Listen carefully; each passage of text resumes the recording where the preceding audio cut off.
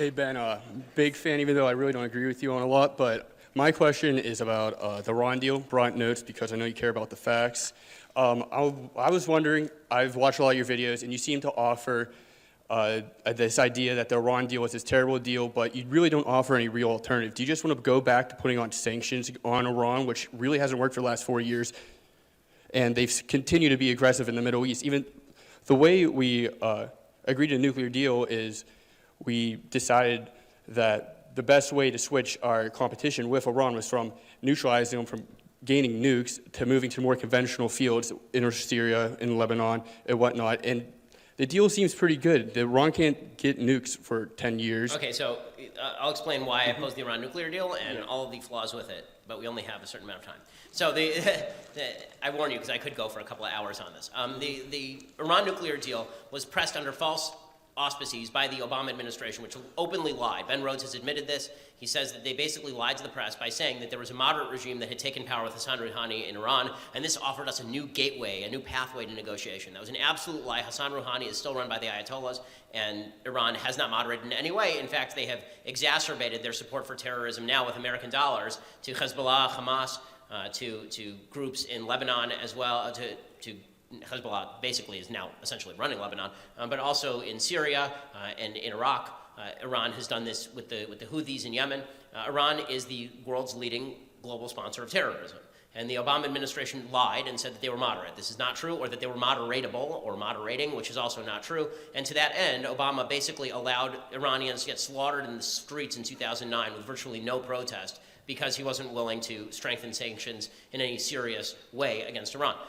As far as the idea that this puts them off from developing a nuclear bomb for 10 years, no, what it actually does, it says that when you develop a nuclear bomb in 10 years, there will be no sanctions on you. Everything will be hunky-dory. It takes away all possible consequences for the development of a nuclear weapon in 10 years. And Iran does want to develop a nuclear weapon for the same reason the North Koreans developed a nuclear weapon, which is to keep themselves in power. As far as the efficacy of the sanctions, I agree that the sanctions were not working magic. Sanctions rarely work magic. Usually, in order for sanctions to work well, you have to have a regime that is capable of deep change. What it can do is create less money for the Ayatollahs to work with in terms of their promotion and promulgation of terrorism in the region. Handing them billions of dollars in cash on pallets is a really bad way to prevent them from funding terrorism, as it turns out. Also, when it comes to what sanctions would do, there's an enormous amount of unrest in Iran right now that people are failing to cover. Right? The fact is that there are protests on a rolling basis in Iran because Iran's economy is stagnant and has been stagnant for a long time. Enriching the economy of Iran is not a way for people to get rid of the Ayatollahs. Basically, what we need to happen in Iran, in very short form, is we need to find dissenters within the Iranian military to create a military coup against the Ayatollahs. Right? I mean, that's what the actual plan has to be. Whether those people exist or not, no one wants a war with Iran. Nobody wants to put American troops on the ground against Iran.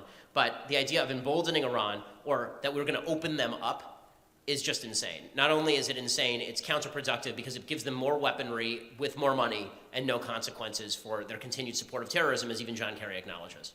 Well, wouldn't you say that Iran has the incentive to continue to deal within 10 years so they keep those economic sanctions off? I'm sorry? They obviously haven't taken up the incentive. They've continued with their terrorism nonstop since the Iran deal. Well, I mean, since the Iran deal got revoked. No, now, since the Iran deal was put in place. At no point did the Iranians stop supporting terrorism. I'm not disagreeing with that. That's fine, but John Kerry doesn't even disagree with that. John Kerry suggested that the development of their missile program was not covered by the Iran nuclear deal, and it is obvious that Hezbollah continued to arm itself with Iranian rockets. Right now, the rockets that are flying into Israel, 400 a day, those came in via Iran. So no, the Iranians did not moderate. They did not become nice, happy people in the year that the Iran deal was in place. No, I agree with that. What I'm saying is that Iran has an incentive not to develop nuclear weapons now with the sanctions. I mean, that's removed. not true. They have ascended regionally, which is why you've seen the creation of an anti-Iranian alliance, essentially between the Saudis, the Jordanians, the Egyptians, and the Israelis. You think there was any conceivable world in which the Saudis and the Israelis would be working together, except for the ever-present threat of Iran? And that ever-present threat of Iran was made more ever-present by the Obama administration.